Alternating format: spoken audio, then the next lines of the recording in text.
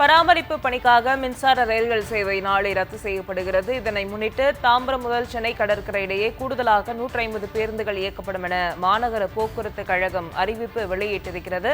விவரங்களை எமது செய்தியாளர் மணிகண்டனிடம் கேட்கலாம். வணக்கம் மணிகண்டன், விவரங்கள்லாம் என்ன? வணக்கம்.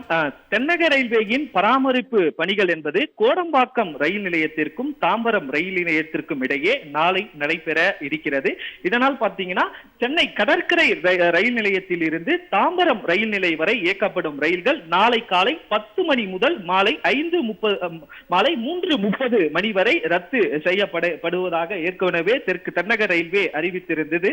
இந்த நிலையில பயணம் செய்ய அந்த பயணிகளின் நலன் கருதி மாநகர போக்குவரத்து கழகம் சார்பில் நாளை காலை 10 மணி முதல் மாலை 3:30 மணி வரை பார்த்தீங்கன்னா தாம்பரம், கிண்டி, டி நகர், சென்ட்ரல் மற்றும் சென்னை கடற்கரை வரை உள்ள வழித்தடங்கள்ல வழக்கமாக இயக்கும் பேருந்துகளுடன் கூடுதலாக 150 பேருந்துகள் நாளைய தினம் இயக்கப்படும் என்றும் மாநகர போக்குவரத்து கழகமானது தகவல் தெரிவித்திருக்கிறது. மேலும் முக்கிய பேருந்து நிலையங்களில் அதிகாரிகள் நியமித்து பேருந்துகள் இயக்கத்தினை கண்காணிக்கவும் நடவடிக்கை எடுக்கப்பட்டு இருப்பதாக மாநகர போக்குவரத்து கழக மேலாண் இயக்குனர் டாக்டர் ஆல்பி ஜான் வர்கீஸ் தற்போது அறிக்கையின் வாயிலாக தகவல் தெரிவித்துள்ளார்.